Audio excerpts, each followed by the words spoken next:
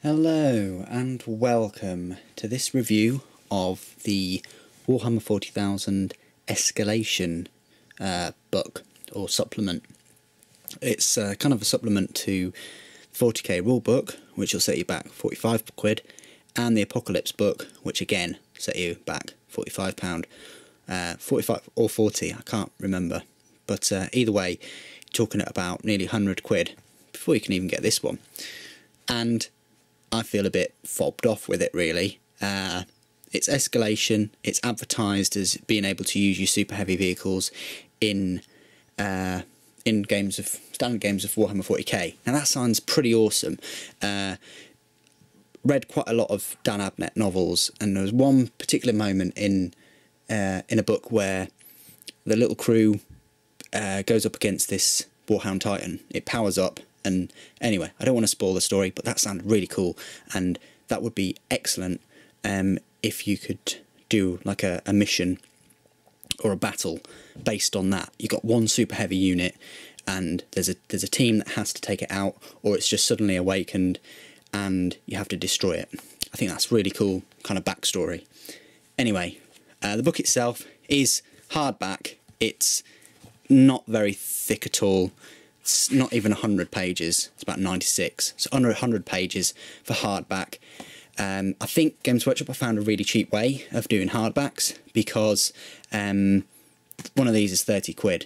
Now I remember back in the day when you get 3 softback codexes for £30, so now they're charging 30 for less than 100 pages, and do you really need it? Well, you do if you want to use your super heavies. That's what GW are saying. But yeah, there's quite a lot that is missing in here, and it just feels like a bit of a money grab, and it feels like that they have it's just more advertising. That's what I see a lot of their books doing these days, just a lot of advertising. Yeah, there's a lot of good books out there, like the Space Marine Codex, of course.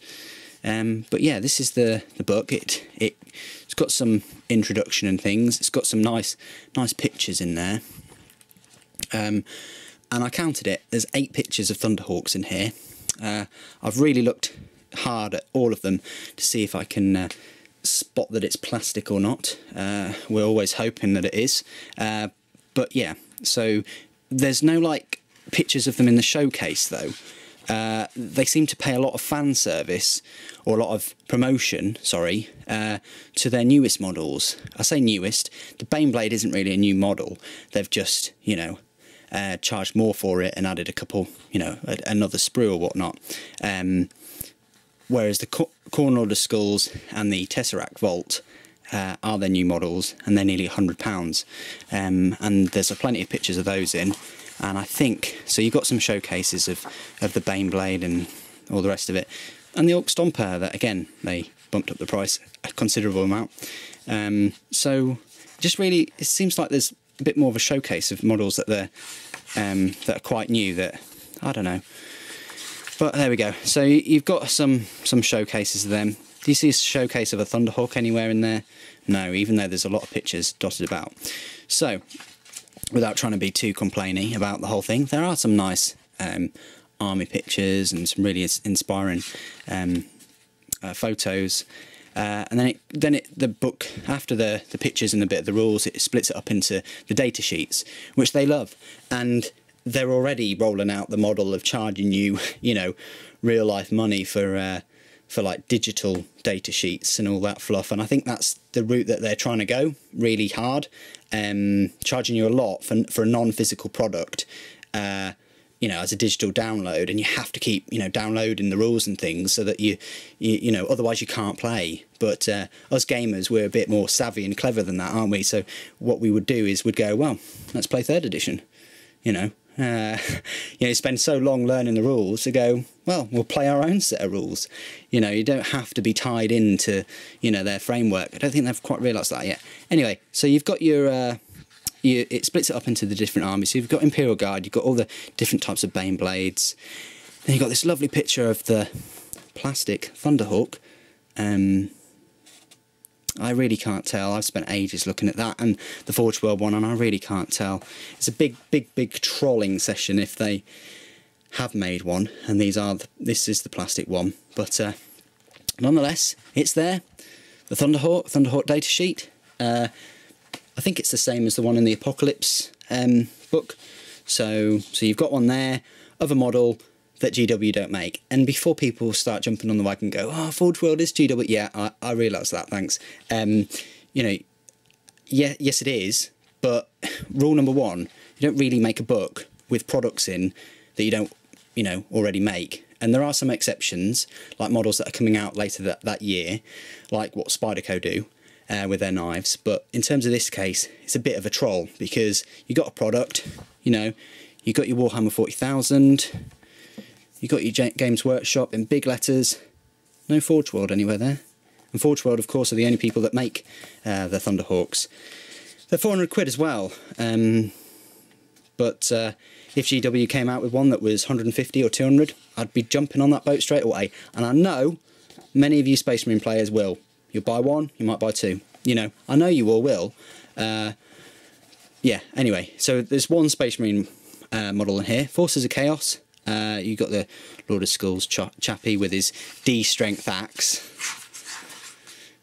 Yeah, don't get too close to that.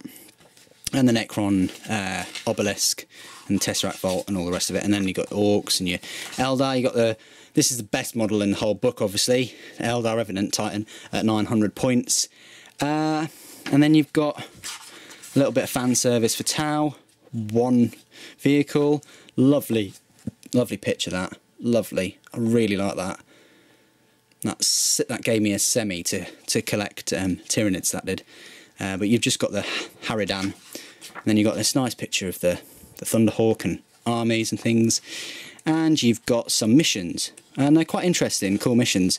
And you've got a little bit of a reference. I think a bit of a half-ass book, to be honest. And a bit of a cheat to charge you 30 quid for it. Anyway, what I was wondering is, where the hell is this puppy? You know, where is this one? You know, that Games Workshop, you've done a book with these in it, and with those in it, they're all in here, you know, more or less. But you don't have them. You don't have him. And you don't have, oh, sorry, yeah, you do have that one. That's the only one that you do have, you know.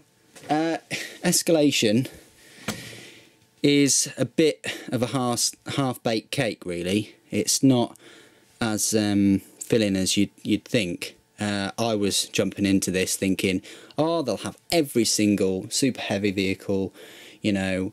The lines aren't blurred anymore between Forge World and Games Workshop products. I mean, yes, they are the same company and things, because they're not blurred, because a lot of them are in here.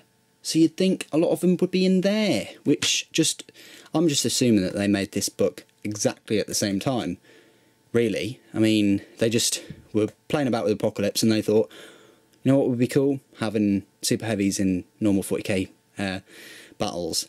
You know, if the other player agrees, of course. And then they put this book together, done, 30 quid. What I think they should have done is fleshed out this book a lot more.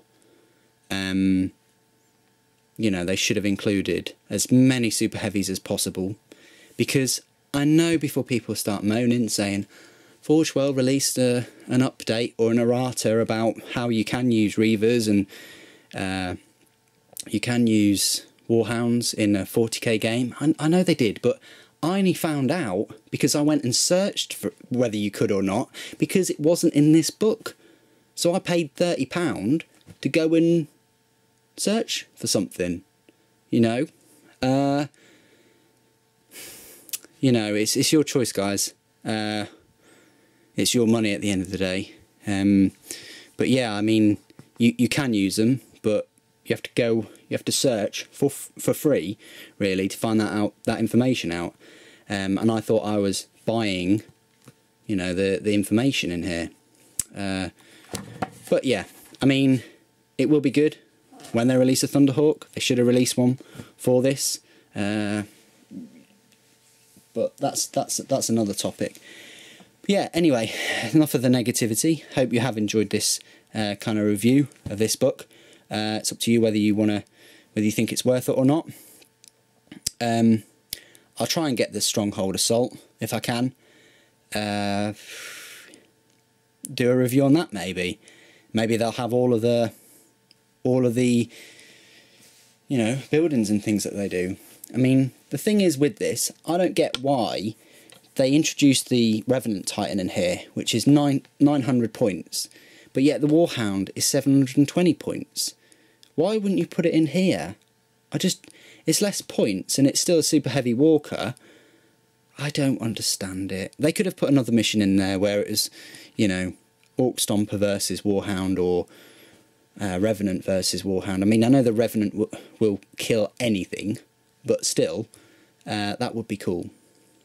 Anyway, that's my review. Thanks for watching. The Emperor protects.